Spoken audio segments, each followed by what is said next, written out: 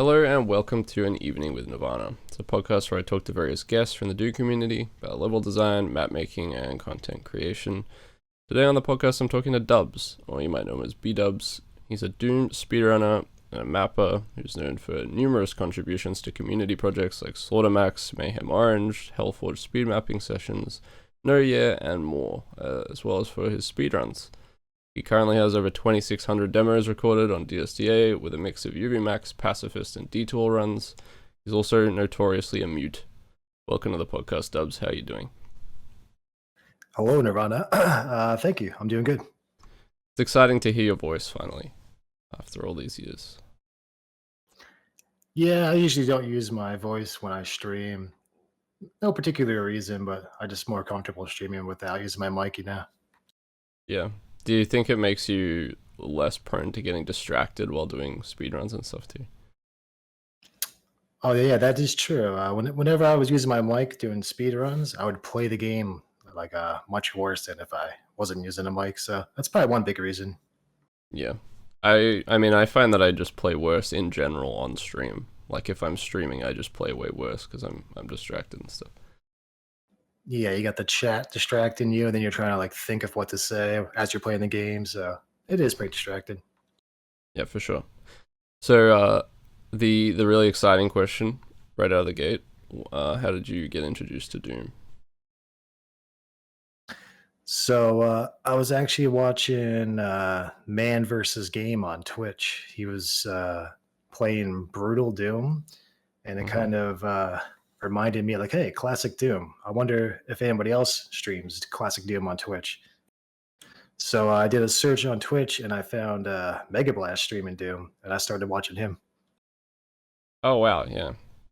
Mega is sort of how I ended up getting back into Doom really as well. He was like the first Doom streamer that I found. Yeah, he was the first guy I followed, and then I think he was playing like Sunder or maybe Sunlust, one of those popular WODs, but I saw it and I was like, holy shit, this looks pretty cool. I want to play it. So this was how you sort of came back to Doom, but what about when you very first played it? Or Okay, so yeah, I was just a kid, probably, I don't know, maybe 10 years old, and we did the Doom 2 on CD-ROM, and I played it back then. But I only played Doom 2. I didn't play any PWODs or anything. oh, okay, yeah. And what about the other iWods like TNT, Plutonia? Did you get them much later? Yeah, I played those much later, probably like 2016 is the first time I actually played those. Oh, okay. So, custom PWODs, did you not really start playing those until you came back to Doom when you started watching stuff on Twitch? Right, yeah, because I never really thought about them when I was playing Doom. So when I first saw Mega Blast playing them on Twitch, I was like, wow, these look pretty cool. I want to play them too. And did you initially like try to jump straight into Sunder, or did you play some other stuff first? So Sunder is actually the first PWOD I did play, yeah. Wow. That's quite an introduction to custom WODs. Yeah, it just I think he was playing like map 7 and there was like 3,000 monsters in a big room, and I was like, holy shit, I want to play that. How did it go? How was that experience? Well, I definitely got my ass kicked, the first time playing through Sunder, but I really enjoyed it because just in general, I like playing hard games. So that was like the main reason. I was like, oh, this looks pretty challenging. I kind of want to go and play it. Yeah, I mean, I was gonna say, like, the maps you make are pretty hard, and obviously you speedrun the game. What kind of, like, hard games do you tend to gravitate towards? So I used to play these games called fan games off of the game called I Want to Be the Guy. Yeah. I was part of that community in like 2011, which I found through Twitch as well. But there's like thousands of fan games you can play, and they're really hard games. They take probably like 100 hours to complete some of them. Yeah, I guess for, like, people who don't know, they're sort of, I don't know how to describe them entirely, but they're sort of like platformers, but also It would be like a series of really challenging platforming sections and then like a bullet hell kind of boss, right? Exactly. The most famous one is I Want to Be the Bashi. Yep. I think I've seen people playing that. It looks pretty rough. Sort of like a really hard Mario Maker levels or something, but even worse, and then some insane boss that fires like 10 million projectiles. Yeah, pretty much. And yeah, I think Bashi was the first one I played, and then I got into like the fan game community and started finding out like, oh my god, there's thousands of these games. Mm-hmm. And did you? Because I know that like a lot of people end up making their own fan games or whatever. Did you end up making any custom stuff for that or no? I did actually, but it was mostly platforming. Like I couldn't really get into making bosses because you got to know like coding and stuff like that. So I just made it pretty simple, spike jumps. Right, yeah. And what about mapping for Doom? When did you first sort of get interested in that and make something? So that was for Slaughtermax was the first time I decided to start making some maps. Mm-hmm. Well, I wanted to talk about, I guess like Mayhem Orange was listed first, so I had that down initially, but let's talk about Slaughtermax since it was actually your first. You ended up making 4 maps for that project, and were you into demo recording at that point? Was the demo recording aspect of that what made you interested in making something for it? So at the time, I didn't really follow Doom speedrunning or Doom demos at all, and it was just like a requirement of the project. You had to record a saveless demo to submit a map. So that's what actually got me first into recording demos. Is Slaughtermax. Mm-hmm. Yeah, I think I remember you ran my map against I believe Blood Eye Crypto was the other person trying to get a Yes, time sir. I remember that. Yeah, we were going back and forth, and I felt like I could beat his time, and it took a lot of attempts. But I think in the long run, I did end up getting a faster time than him. I think so, yeah. You clearly better at bending the game to your will in the end. So the maps that you made for this, they got progressively harder, but I wouldn't say they're like incredibly difficult maps. Was this mostly due to like the maxing requirement, or was this the kind of difficulty you just enjoyed? At the time, it was definitely the kind of difficulty I enjoyed, and they got harder because I was like, I wonder what's like the hardest map I can make that I can beat saveless, and that ended up being the 4th map I submitted to Slaughtermax. It took me probably a week to actually get it saveless done. Mm-hmm. Oh yeah, I mean saveless definitely is still challenging maps for sure. And in terms of difficulty, like when you make stuff, even now, do you generally make things that you just find fun, or are you building stuff like to be particularly challenging for you? Yeah, so I still make stuff that I find fun playing. I usually try to beat every fight saveless, but sometimes it might not be like 100% consistent fights. But for more like community projects, I try to make sure everything is fair and balanced, 100% consistent, you know?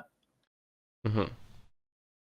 And when you like balance your fights, do you tend to make them as difficult as possible and then slowly turn them down? Or do you start out easier and then make them more difficult?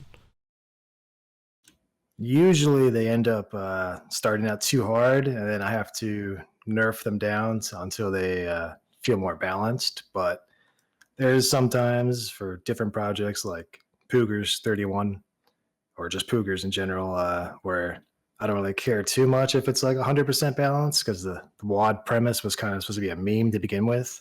Mm-hmm. Yeah, that's fair. And But you go. But yeah, I do try to make maps for like community projects to be 100% consistent in the fights I make. Mm-hmm. So to go back to Mayhem Orange, for some reason that WAD, like Mayhem Purple and Orange, drew in a ton of like slaughter mappers. What made you want to join the project and make a map? Yeah, so I think it was just because like the slaughter crew, so to speak, went to go make maps for Mayhem, Purple and Orange. So I decided to go make a map as well because I was like, huh, I want to get into making more maps for other community projects other than just Slaughtermax. Right, yeah. Yeah, I'm not sure what the draw was exactly. I can't remember if just somebody decided they were going to make a map, like Zal or Benjo. I feel like Benjo usually joins like quite a lot of community projects anyway. So maybe Benjo joined and then the rest of us all just kind of jumped on the bandwagon or something. I can't actually remember the exact reason why. Yeah, I think it was Benjo who first was maybe talking about it, making a map for it, and then Mr. Zool, Mega Blast, you. I guess the entire Slaughter crew, you know? Yeah. Sans Bemused. I think Bemused not really a big community project guy. No, I don't think he is. So I guess around this time when you were like starting to make your own maps and playing Slaughtermax and stuff like that, were you still mainly like focused in on Sunder and things like that as your inspiration, like your fight design and stuff, or were you playing other WODs that were becoming like more in tune with what you were interested in? I think it was still like Sunder and basically WADs made by Ribix, but I also played skill saw WADs like Valiant, Ancient Aliens, Vanguard. Mm-hmm. And I actually liked Vanguard a lot. And I was kind of like, this is like still chill slaughter, but it's still like fun to try to play it quickly. Yeah, I talked to Skillsaw and I've always sort of noticed that a lot of people who like Slaughter gameplay tend to like Vanguard the best out of his WODs. And he had noticed that too.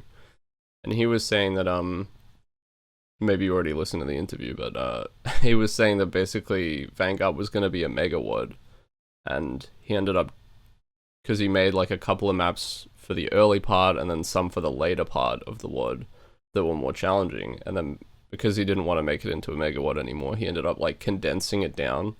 So I guess like the difficulty curve is like a lot steeper for Vanguard than his other stuff, and he reckons that might be the reason why like Slaughter people tend to gravitate towards it. Yeah, it makes sense because if you're playing like Valiant or Ancient Aliens, it kind of starts out slow, and maybe by the time you get to like a slaughter map, you're already kind of like meh with the WAD, you know? Mm-hmm. Yeah, it's pretty. Vanguard's.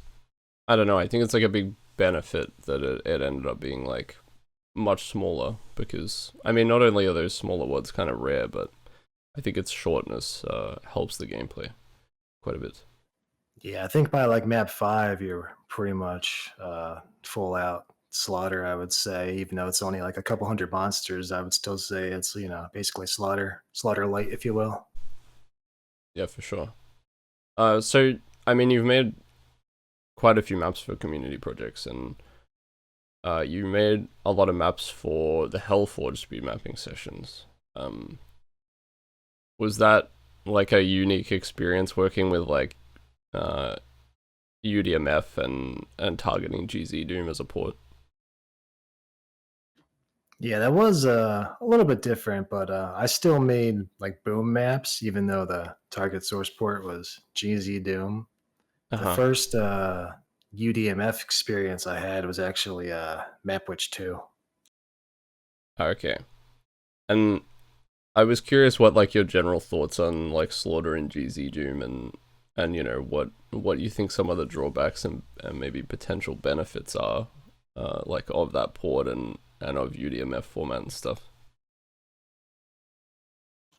So I think it'd be pretty cool if you made like GZ Doom maps with scripting and made some like cool fights like that. But most of the time, when you play like a GZ Doom set, you really don't see that too often.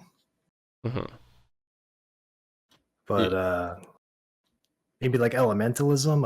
I don't know if you've played that, but that's got some scripted fights in there. It's kind of cool, you know. Yeah, I think like my thing with GZ Doom is, or UDMF, is I would like to see like fights that are built around things you can only do in UDMF, like certain obstacles you can only create in ACS, or you know, there are so many options to use in UDMF, but I feel like a lot of the time when you play, you know, stuff in that format, it tends to end up being like that wave mode kind of gameplay where like a bunch of things teleport in one after the other via ACS or something. Yeah, and that could just get pretty tedious and not really that challenging. Like, I guess some maps even have like infinite spawners where monsters will just keep spawning infinitely, but I think that's more like a multiplayer thing. Right. Well, I mean, even something like that could be utilized in an interesting way, I guess. Like having an objective you need to destroy or something, and all the monsters just keep coming, or, you know, I'm sure you could make that more interesting. True, yeah. I guess like the best WAD I've played that's like UDMF would maybe be like Bastion of Chaos by Bridge Burner. Right, yeah. Yeah, Bridgeburner is definitely, I guess he shifted the thoughts about kind of Slaughter and GC Doom a little bit. So ended up seeing a few more map sets in UDMF format for the genre for sure. Yeah, and I think out of the ones I've played, that was just like the one that felt the most unique to me.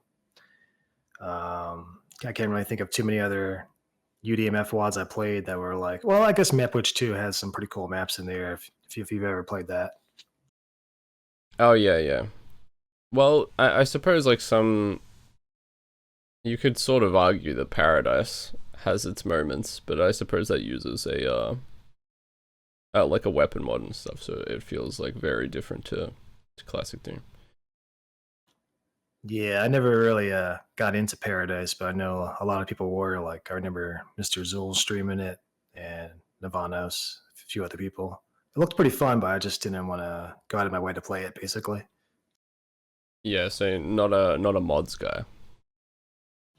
No, I just like mostly vanilla. You know, once in a while, if there's like dehacked monsters, that's cool. But if it's like different weapons, reloading, stuff like that, I just kind of lose interest. Yeah. And I guess the big thing with GZ Doom is that the port itself has quite a few quirks, I guess you could say, that are like a bit of a problem for, I mean, obviously speedrunning because no demo support, and then the movement and physics and stuff are all a little bit weird if you come from Boom.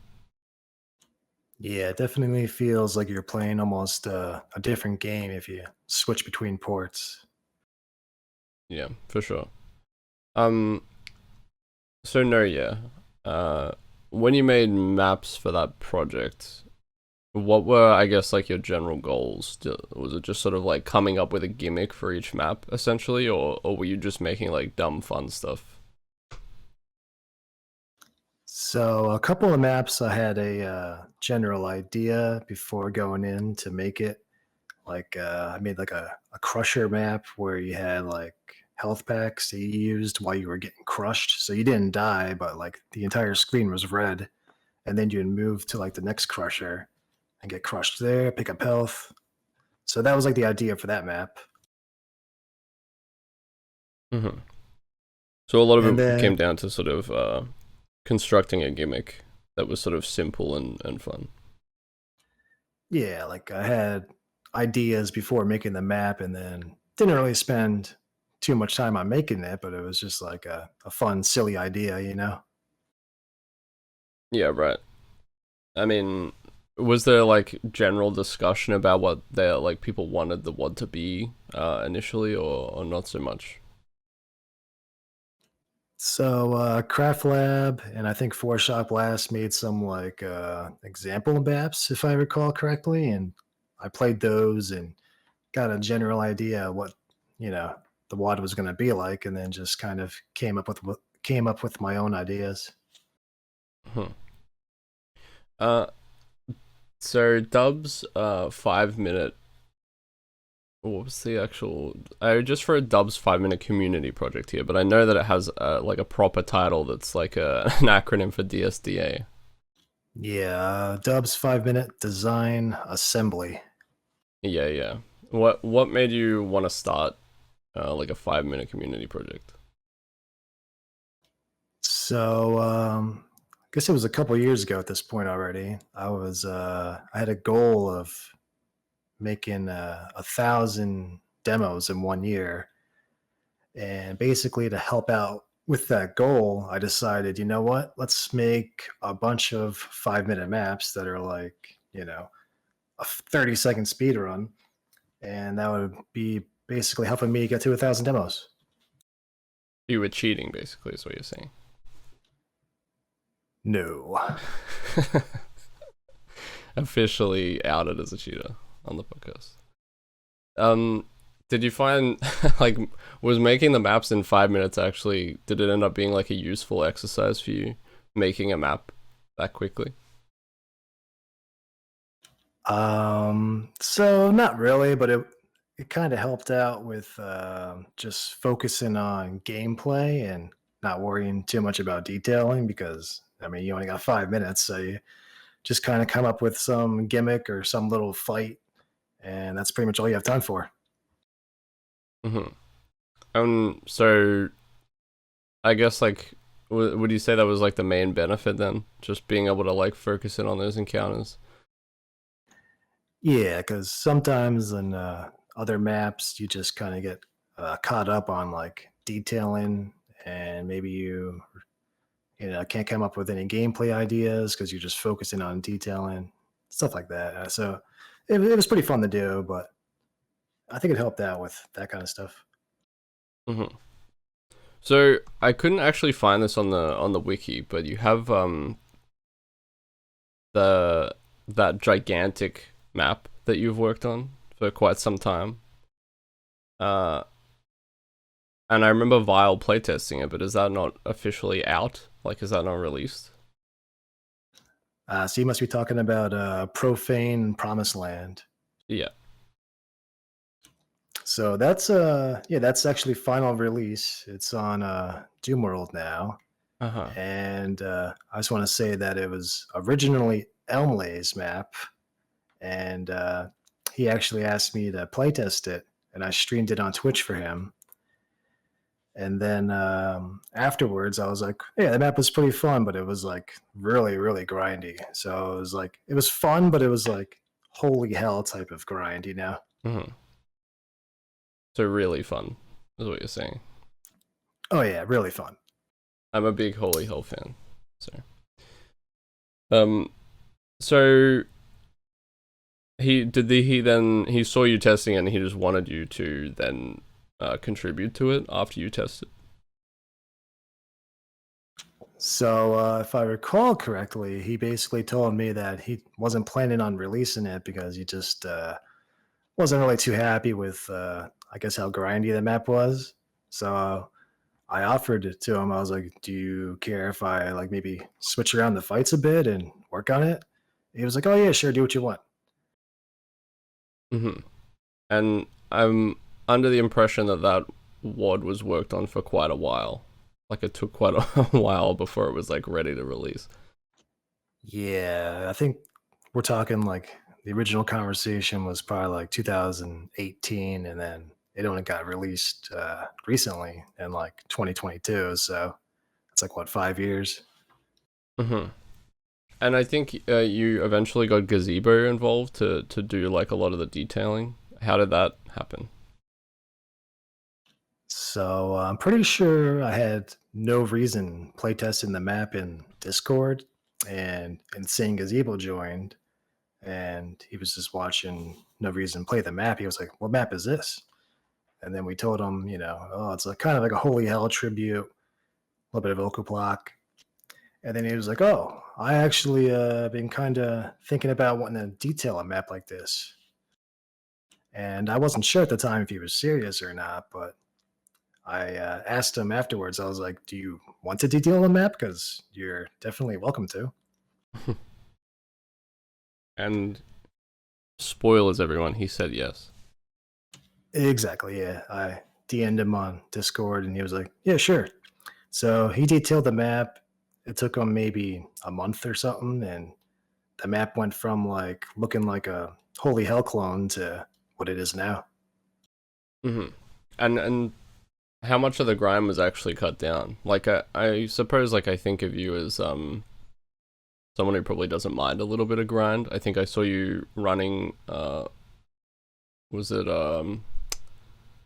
not Long Road, but the other Benjo map, World Orifice at one point. So I would imagine you don't mind the grind too much.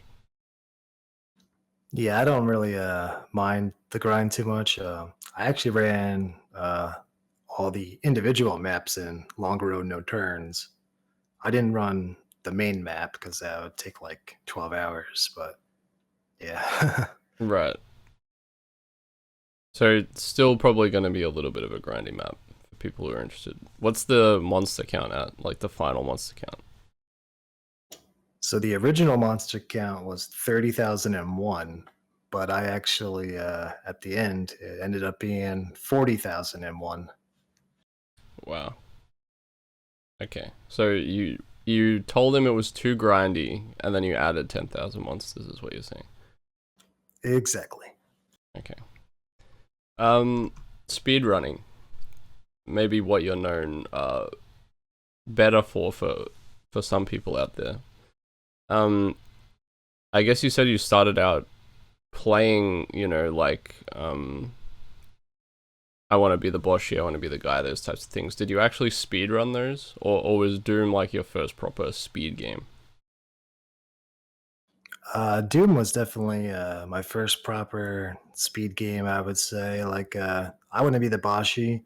I played it multiple times, but I never had like the goal, like, oh, I want to beat it under an hour. It was just kind of like, playing through the game multiple times.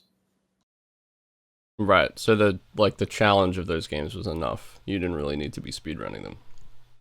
Yeah, exactly. And I wasn't really like the best player at those games anyway. I just found them really fun, but I think to be a speedrunner, you got to have like a real certain talent for those type of games to go fast, you know? Mm-hmm. And I guess with Doom, I think of you as like a, you know, one of the better players out there these days. How would you say like you built up your skill at the game? Was it just from playing difficult WOD saveless over and over again? So I think speedrunning in general definitely helped me improve at Doom. And I still would go back and play harder maps, saveless, but like speedrunning maps, when you gotta play in like a fast situation, it just I think it just improves your skill at the game more than if you were just playing casually. Mm-hmm. Do you remember, like, was Slaughtermax the first time then that you really played through super challenging things without saves? It was because the way I used to play maps before that, which was pretty much only like Sunder and Sunlust, is I would just do each fight saveless, and I think that's what like Mega Blast did, and that's Yeah. the idea I got from him is just to do like every fight saveless, basically. Yeah, that sort of became the, I don't know, the unofficial way to play Slaughter on Twitch for for a long time, where it was sort of like do each encounter without saves and then, you know, save in between, rather than mid save spamming. Yeah, exactly. I mean, to be fair, it's not just a case of like, oh, I want to do this fight like from beginning to end without saving. A lot of the time, it's also just a better way to play because not only do you learn the fight better, and therefore you can beat it more consistently, but you also don't run into problems where you like have a save in the middle of the fight where you have like 10 health and then you just die over and over again. Yeah, and you definitely see some Twitch streamers who fall into that trap where they're making a bunch of saves, and then they have like a save with like 2% health, and then they're just dying over and over and over, and then they're like, "Oh, this fight's bullshit." Yeah. Yeah, I remember some specific examples of people playing my maps and saving themselves into like a real corner and then blaming the like encounter for how difficult a time they were having. And I was like, well, I feel like you probably could have avoided this pretty easily, but you know.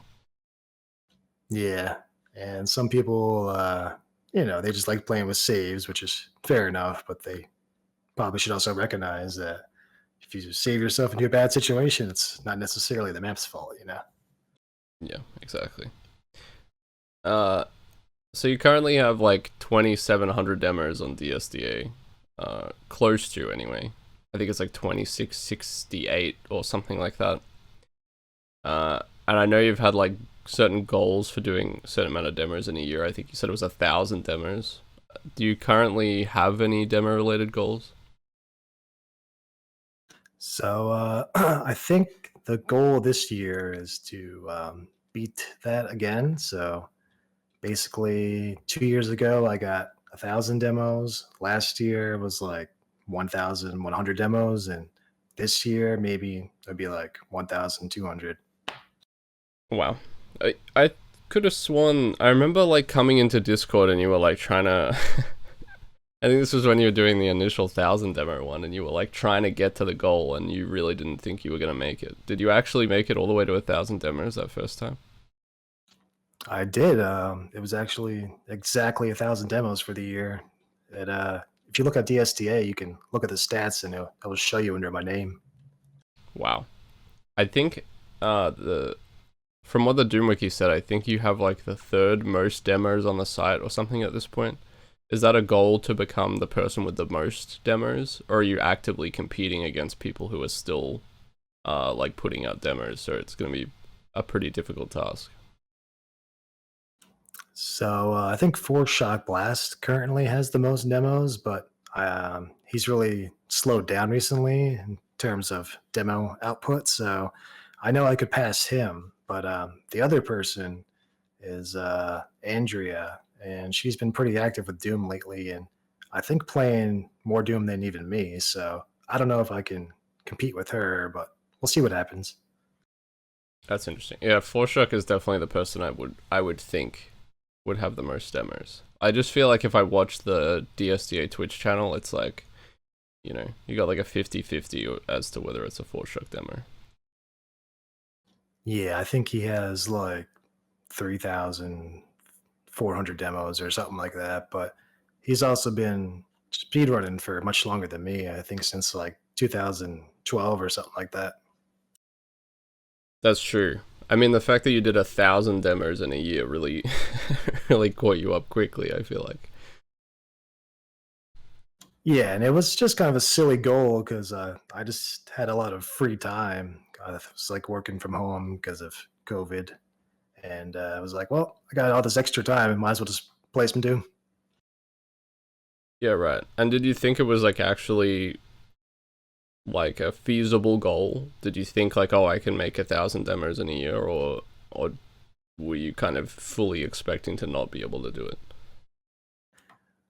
So I kind of was fully expecting I wouldn't be able to do it because I figured I would just burn out from playing like 8 hours of Doom a day. It's like a second full-time job. You're just playing a video game for, becomes less fun if you keep doing that every day. Yeah, for sure. I mean, I'm kind of surprised that you didn't burn out doing that many demos, but was there, like, in that same vein, I suppose, was there a WOD that you enjoyed initially that you ended up hating after speedrunning it? So let me think. Maybe like Vanguard, because I really liked Vanguard, and then after speedrunning, I was kind of like, well, these maps kind of have a lot of issues with speedrunning, like monsters falling into pits that you weren't able to kill, stuff like that. Right. I know that like certain runners are sort of good at particular things. Like you talked about Forshock, and like he's known for having like extremely strong movement, I guess. What would you say are like your strengths as a runner? I would just say I'm really good at like UV max and another category called UV fast, which is basically just kill all the monsters, get all the secrets. Mm-hmm. Well, UV fast is that's with fast monsters on, right? Right, yeah, with fast monsters. And I've seen other runners like play UV fast, and usually their runs are like they're peeking around a corner, like playing it like a cover shooter. And what I tried to do with UV fast is play it just like UV max, where you're just like, doing an actual speed run. Mm-hmm. What was the most like difficult UV fast WOD speedrun that you've done? So probably let me think. I don't know. There's there's so many wads I've ran that I don't even remember right now. But probably like for demo months, there's a lot of different wads you end up picking from because you got like a list of demos to do. And a lot of times those will end up being pretty hard to beat. Mm-hmm. Could you talk a bit about demo month and like the tables and things that speedrunners often talk about for people who aren't in the scene? Right. So somebody will organize a demo month. It's usually like Four Shock Blast or somebody higher up in the community. They'll post it on Doom World, and there's a different theme each time. And one of the themes last time was beat demos that end in 00 or .00. Oh, okay. So there's a theme for each month. Uh, Right. There's a theme, and then there's like usually a big list of demos you can go and beat. So it's really fun to do. You just look at the list and you're like, oh, let me try this one or that one. There's another theme is sometimes will be like beat Four Shot Blast month, which is just you go beat any demo by Four Shot Blast as long as it's a record, and that counts as 1 point. that's a cool idea. Um, I guess like this speaks a little bit to this question, but you don't seem to be too picky about what you run, I guess, since you're doing like 1,000 demos in a year and a lot of, I guess, table fills and stuff. But what would you say generally, like if it's a speedrun you actually actively want to do, what draws you to a WOD to speedrun it? Right. So yeah, I'm not too picky. Usually I kind of like wads that are kind of like chill slaughter. So stuff like Vanguard, but not necessarily Vanguard because Vanguard had its problems, but like more modern wads that are slaughter light. So it's like you can complete the map almost every time, and your main objective is to just get the fastest time possible. Whereas if you were playing a much harder map like Dimensions or something, your goal really isn't to go as fast as possible. Your goal is just to survive the map. Yeah, right. So you actually want to be like, do you find that the most fun thing for you is like optimizing the speedrun? So like getting first exit runs isn't as interesting for you? Yeah, when it's a map like that, when it's like Slaughter Light, I definitely like optimizing it and making it a good demo. Whereas if I'm playing something else, like I don't know, a nightmare run of like a Doom One wad, I don't really care at that point. At that point, I'll just get a first exit and be like, all right, that's good. Next map. Right, yeah. And what about like what's your process for like routing generally speaking? I guess you do a lot of like really quick runs if you're doing table fills and things like that. But what do you generally like to do if you're doing something that's a bit larger for routing? So I'll play the map first casually, and then afterwards I'll play the map quickly, but with God mode. And the whole idea behind that is like I don't really have to care about taking damage or anything. I'm playing with God mode so I can like figure out what's the fastest way to complete the map. Mm-hmm. So that's like my general idea of how to route a map, which sometimes doesn't work out because you don't realize like you had God mode and there was 10 chain gunners shooting at you. Yeah. So you find that more useful than like going in Nomo, for instance, to route? Right.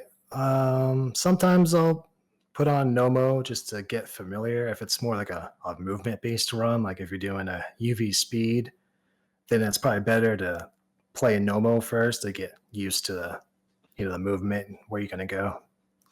Mm-hmm.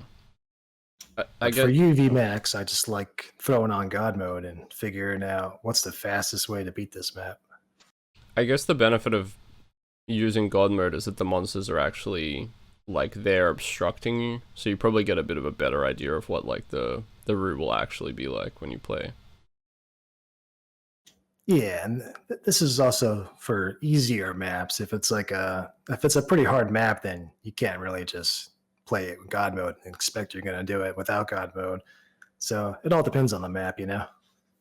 Yeah, I guess if it's like a map where killing the monsters isn't a major aspect of the gameplay, then the God mode thing will give you a pretty decent indication. But if it's like a bigger slaughter map where you have lock-ins and like a lot of it is like completing the encounters is a large part of the speedrun, then I would imagine that it wouldn't be as useful. Exactly. In those cases, then that's when you got to use save and load and figure out, the fastest way to complete a fight or complete a fight and come back later to clean up. Mm-hmm. I guess we sort of touched on like what kind of speed running you enjoy, I suppose. But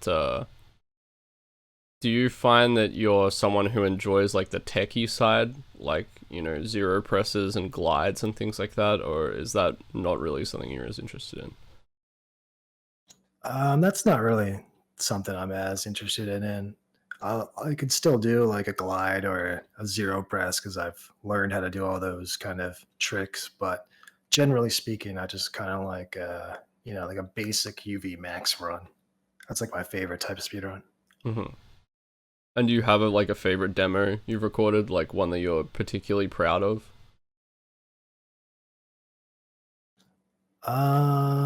Well, recently I've been doing demos for junk food, and a lot of those were really fun, and they weren't really first exits, and got into a bit of a competition with other runners, and I feel like those are pretty fun. But sometimes they beat me back, so it might not even be the fastest time, but I'm like still proud of those demos because I spent like a lot of time grinding. Yeah. And is that competitive aspect pretty important to you? Like, do you think that's why you sort of like the demo month and the table fill aspect? Yeah, once in a while, like it depends on how I'm feeling. Like sometimes I'll be in a real competitive mood, but then like another day I'll just want to chill and table fill and not really care as much about the quality of my demo, whereas more it's just table filling. Yeah, I'm always kind of interested in that. Are you somebody who, because I feel like talking to like Vile or Derek or someone like that who's maybe like a little more picky with the things that they run, they tend to really care about sort of like the aesthetics of the demo. Like, if right at the beginning they accidentally rocket themselves or something, they might not want that in the demo and they might even reset. Is that something that you tend to care about, or are you just like, well, I got the time I was after and that's all that matters? Yeah, so I'm kind of like the opposite of that, where I don't really care too much about like how the demo looks, as long as I get the goal I was aiming for, or if it just like to me felt like a good enough demo. I'm like, oh yeah, that's good enough. Move on to the next one. Mm-hmm. Um, do you have any kind of like, are there any WODs that you really want to run? Like, maybe get like a more calculated demo down for, like, really like the best possible time, and like, do you have WODs that you pick out like that, or are you pretty much just like along for the ride with the demo months and stuff? I would say most of the time I'm just kind of along for the ride, and the demo months make it pretty easy because I don't have to even think about like, oh, what WOD do I actually want to run? There's just a big list for me to choose from. But There are some WADs I wouldn't mind making much better demos for, like like a WAD like Sunlust. Hmm. Well, I know you have a couple of runs for Sunless. I think, was it the map 5 max that you used to have the record for? Right, I had the map 5 max and I believe 31 as well. Oh, okay. 31 is a unique one in Sunless. I feel like maybe the least talked about map in that one. Yeah, I think it came up in a demo month actually, and I was like, Sunless 31? I never even seen anybody play that recently. And then I took a look at it and was like, yeah, I could beat that pretty easily. And just decided to beat it. Mm-hmm. But I think someone beat it back recently. I think Maribou beat it. Oh, okay. Do you find that annoying at all when people beat your times that you've really worked hard on? Or do you generally kind of enjoy the competition? Generally speaking, I just like enjoy the competition, but sometimes you put a lot of effort into a run and then like the next day like an Caligon will post a better time. And you're like, what the hell? Yeah, I think, isn't Ancalagon like a little bit notorious for that though? Like he'll just randomly post a better time like immediately. Yeah, like sometimes they'll, post a time that's faster than yours in like an hour, and you're like, oh, cool. Yeah. I think I remember Rubik's talking about how he did a run of map 35 of SF 2012. And I think Todd, like, just because it's a Todd map, time of death for anyone who doesn't know, but he basically just came in and like beat the time by like, like 10 minutes or something, because I mean, that's all he does is just run his own maps, I think. Yeah, pretty much. Every time I see like a Todd run, and then I go and see what the map is, it's like a map he made. So Yeah. I mean, yeah, I think it's a very like, for him, it seems like the demo recording process is more about like proving that the map is beatable and consistent and stuff. But anyone who might claim otherwise. yeah, that is true. I think he has said something like that. Yeah, I think I don't know if you saw that Slaughter thread that was just up on Doomworld. One of my favorite threads for a long time, by the way. It was fantastic. I love these terrible opinions in Slaughter threads. They're great. But I think he actually posted for the first time in a while on Doomworld and was just like, I'm yet to see any of these people who complain about Slaughter actually post a UV Max demo of the WAD they're complaining about. Yeah, I know which thread you're talking about. I saw that yesterday or a couple days ago. Yeah. I just thought it was funny because it is kind of true. People who are like, oh, it's not a skill-based issue, but then if you told them to UV max it, I don't know that they could. That's all I'm saying. I'm taking Todd's side a little bit. Were there any WADs that you kind of regretted getting involved in the speedrun for? Like, were there any that were just so awful to run that you either put down completely or begrudgingly finished but ended up hating a lot? So we did a demo pack for some Nano WAD month WADs, and one of them was called Nano Pineapple. Mm-hmm. And that's probably the one I regret the most spending so much time on, because all the maps are really tight on ammo. There's not much health, and there's just lots of hit scans. So you're trying to play them quickly, and you're just dying over and over again to shotgunners doing like 45 damage to you. Yeah, I mean, it's interesting what stuff is like particularly brutal for speedrunning from a pistol start. And, it seems like certain TNT maps, for instance, are actually really difficult, even though they're an IWAD, but because of the amount of hit scan and stuff, tends to be like pretty prohibitive to going fast. Yeah, exactly. You'll play the map casually and it won't be hard at all. But if you try speedrunning it and you gotta like get the fastest time and run past all the hit scan, well, suddenly it's the hardest map ever. Mm-hmm.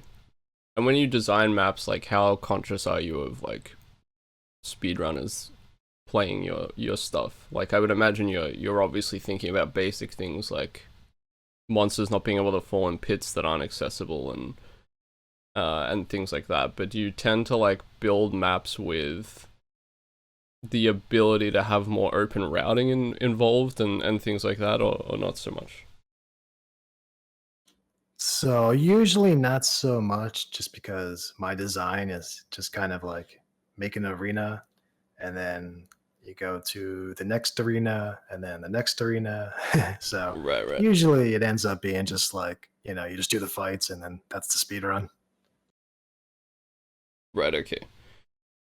Um, I've noticed that you've done a few D2alls in the past, but a lot of them are like for shorter WODs, like it might be a D2all, but it's like an hour or something. Are you interested at all in like the longer D2alls? I think at one point you were sort of thinking of doing a D2all of a WOD. I can't remember what it was, but I do recall you having some ideas about doing one.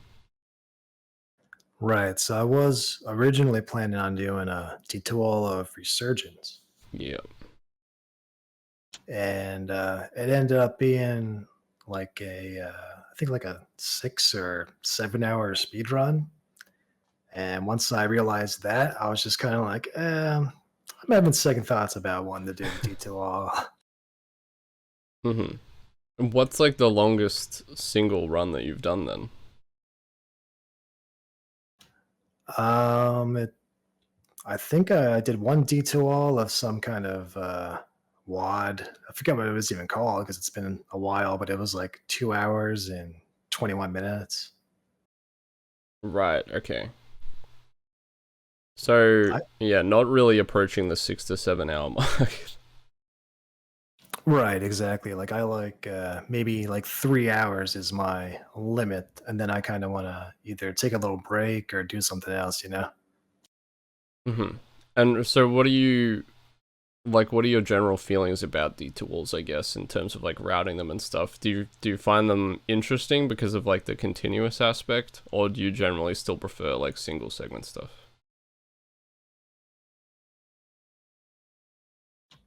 I think I generally prefer the single segment stuff because I just kind of feel like I can optimize those a lot better.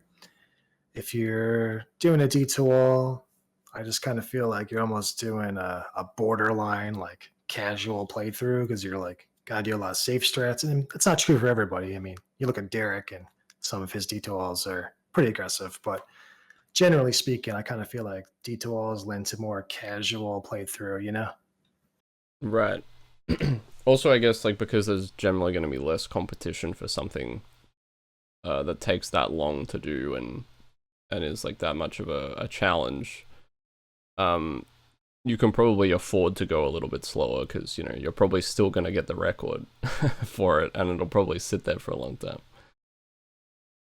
Yeah, exactly. Like I think Derek did the Sunless speed run, and he had the record for at least like a year or so. And then next person, Nirvana, did it, and I think Kinetic Beverage is looking at it now. But generally speaking, you won't find too much competition on D2all.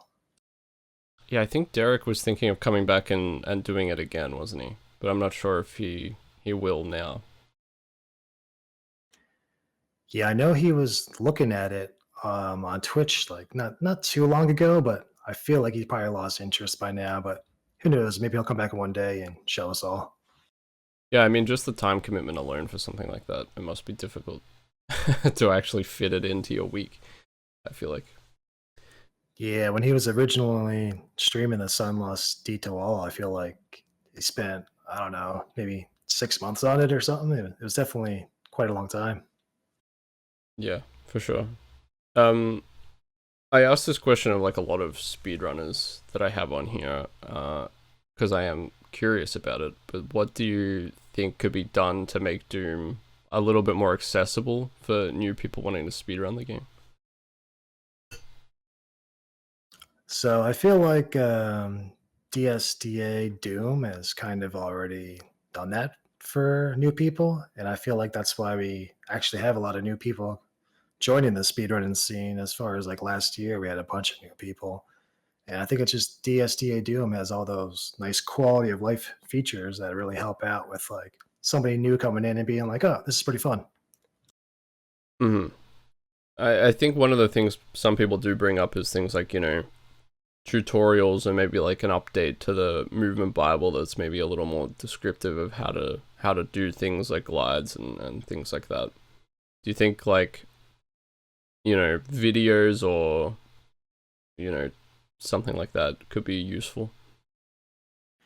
Yeah, I think definitely like for glides in particular, when I was first trying to figure out how to do a glide, I watched, someone do a glide in a run and then tried to do it myself and had no success at all. And I couldn't figure it out. And then I had to ask, I think, for Shock Blast or maybe it was Elmley, one of the more movement runners, and how do you do a glide? And then I found out, oh, you got to be on something called short ticks. And I was like, oh, I had no idea what short ticks even were at the time. Hmm. Could you explain what short ticks are to people who might not know? So short ticks happen when you're recording a demo, and basically when you're moving the mouse, there's less angles you can move. So if there's less angles you can move with short ticks, it's easier to line up for a glide because normally you're on long ticks and there's way more angles, so so a glide will be much harder to do. Right, yeah, because you have to have like a very fixed position to do a glide so that you can slide through, because the gap will be the exact width of the player. Right. Right, exactly. And first time doing it, I wasn't recording a demo. I was just trying to practice and was like, what the hell? This is impossible. Yeah, exactly. Well, I mean, definitely things like that. Some extra tutorials and things like that. But it does seem that Discord has probably helped a lot. There's a speedrunning Discord that it seems like it's pretty welcoming to new people, and threads on DoomWorld and stuff as well. So it does seem like it's helped like foster a bit more of a community around speedrunning. Yeah, and I think mostly because of Twitch and Discord is like the biggest reason why Doom speedrunning is like more active than ever is because people will see it on Twitch and then they'll join the Discord and see everything going on and they'll want to get into it. Yeah, well, I mean, I guess you didn't start because you were watching a speedrunner, but you started like getting into Doom because you were watching on Twitch. So, and for me, that was definitely like my re-entry into playing stuff, and definitely what made me want to play like harder content as well.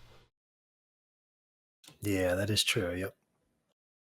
I suppose like another thing that I often talk to speedrunners about is like what they think about the demo format and how it's like a bit different for the Doom community, because a lot of other speedrunning communities, like, they require you to record your runs for proof on like Twitch or YouTube or something like that. Although usually I think you have to live stream it in order for it to be like a valid record.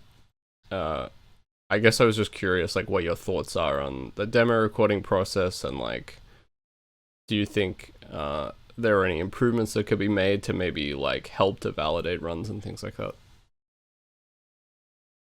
So I think DSDA Doom recently has something called strict mode, and that kind of helps people know what is allowed and not allowed during a speed run because a strict mode will prevent you from using cheats or using a task feature that you didn't know you couldn't use.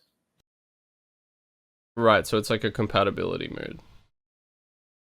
More or less, yeah. And I think that helps out for newer people. They just put on strict mode and you're good to go. As long as strict mode is on, you play the game however you want to play. You can, customize it as long as it's acceptable or works in strict mode. So do you think like there would be any benefit to making it so that all demos had to be completed in strict mode to be valid? Or do you think that because there are just like so many hundreds of thousands of demos now that it would just be too much of a problem, like basically almost invalidating all the demos?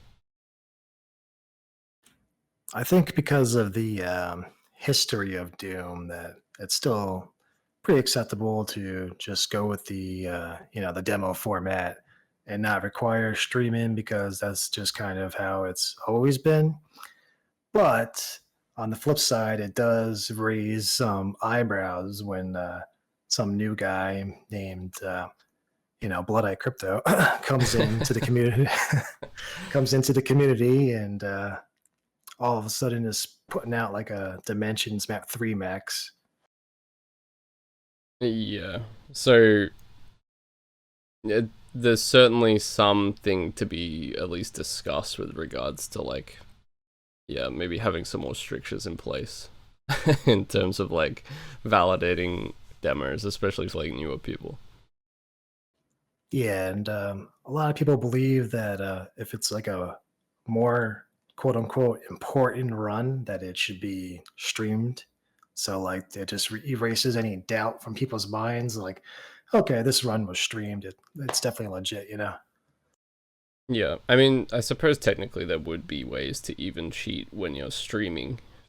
You could do something crazy like record a splice demo and then play that, and then just have like a mouse and keyboard cam that you pretend with for the whole demo.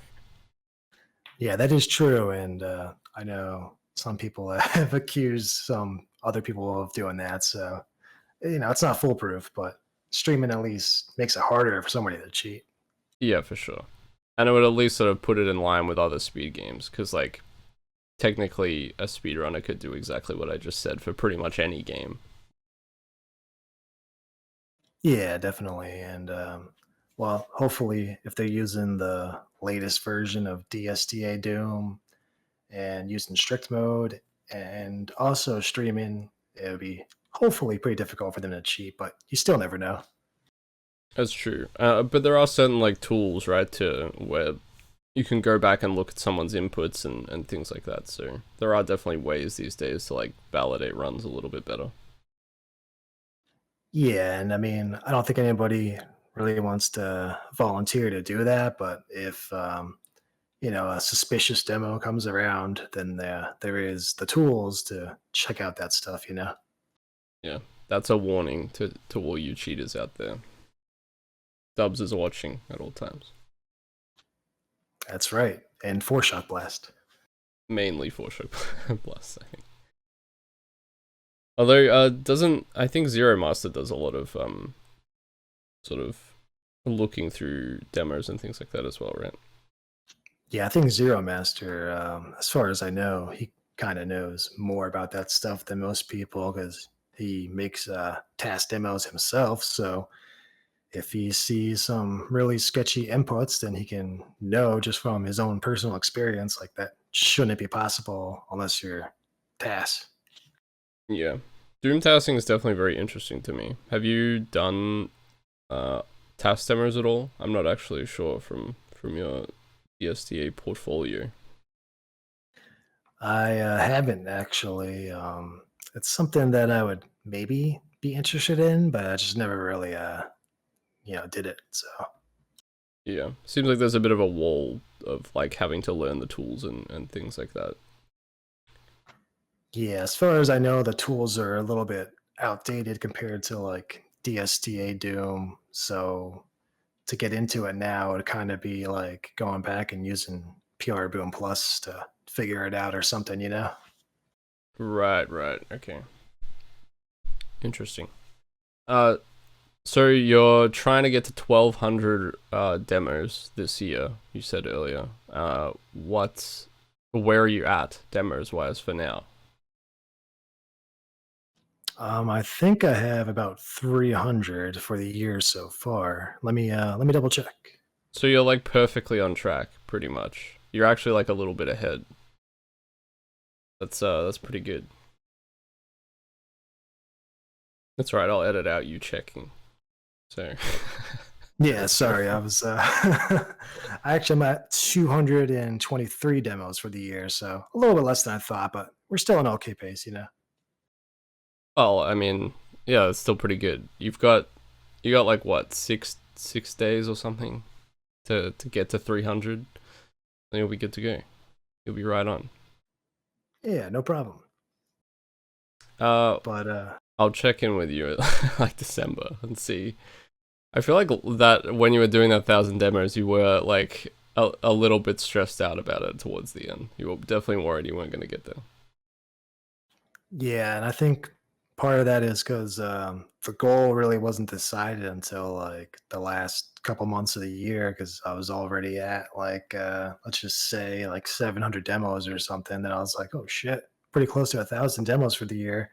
Maybe I should just go for it. Right.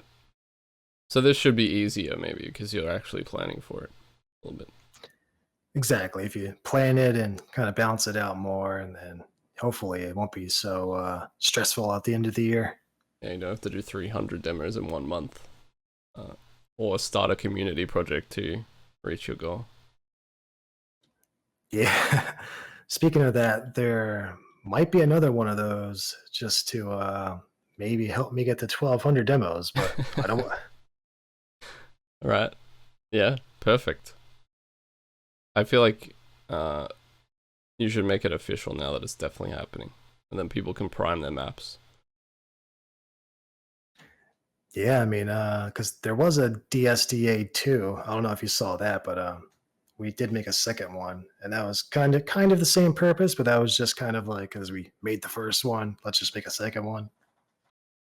Right, yeah. Well, I mean, it's kind of a good community project idea because, you know, everyone's got 5 minutes. So if you're someone who usually can't get involved in community projects because you don't have the time, then making a map in 5 minutes might be good for you. And also, I think I would always argue that for new mappers, it's actually really good to complete a map, even if it's really small. Like, I think if you're going to speed map, then having a speed mapping goal where it's build an entire map with an exit in this set amount of time, I think that's usually the best way to do it, because completing a map is pretty challenging sometimes.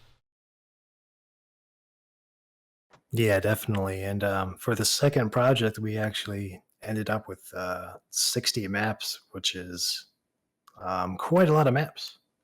Yeah.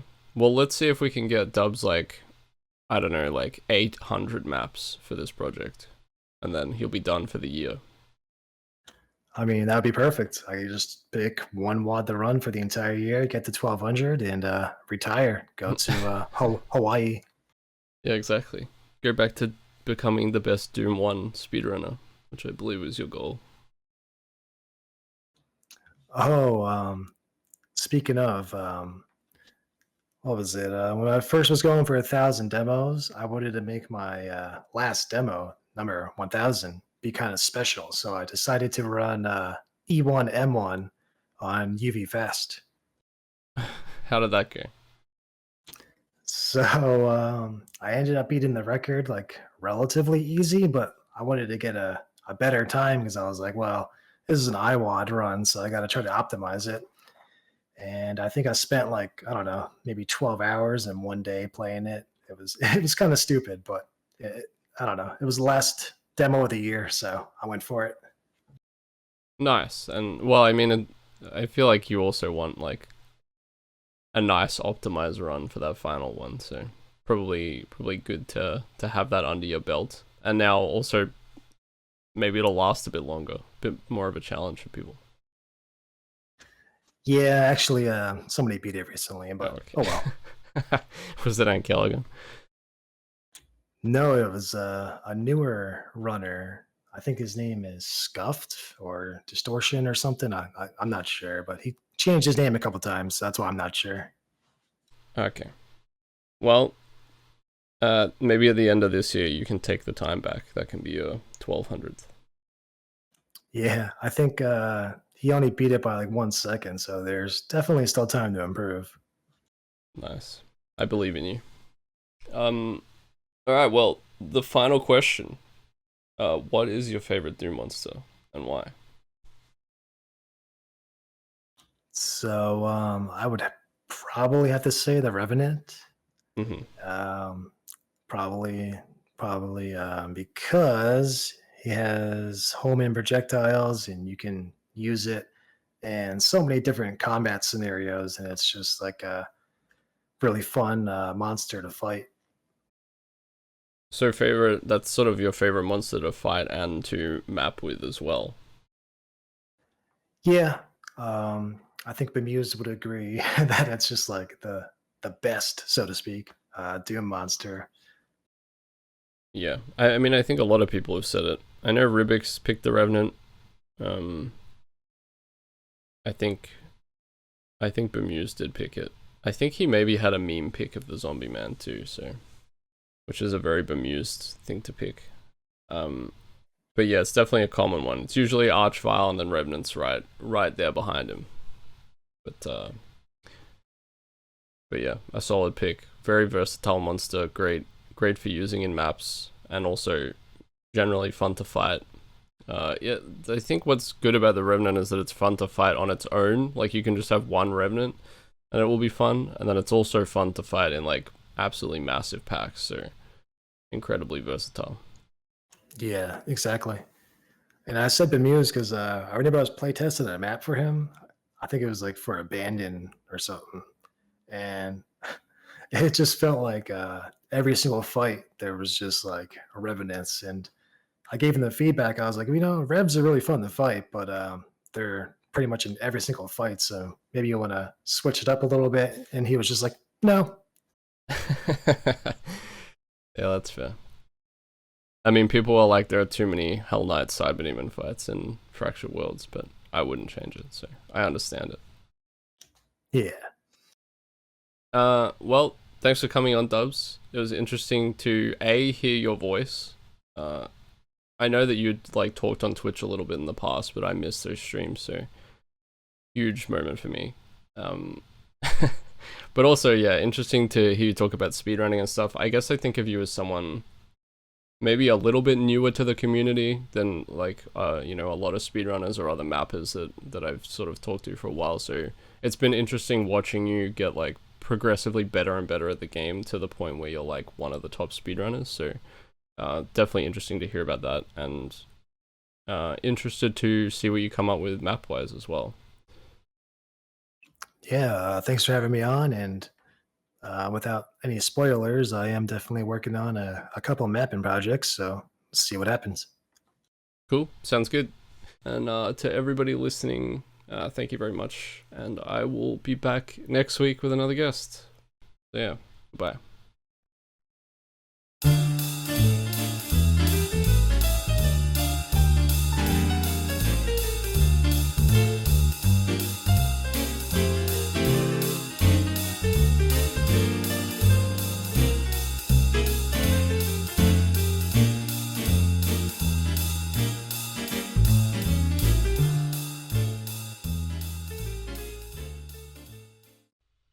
Well, Pixdrift has subscribed to the highest level on Patreon.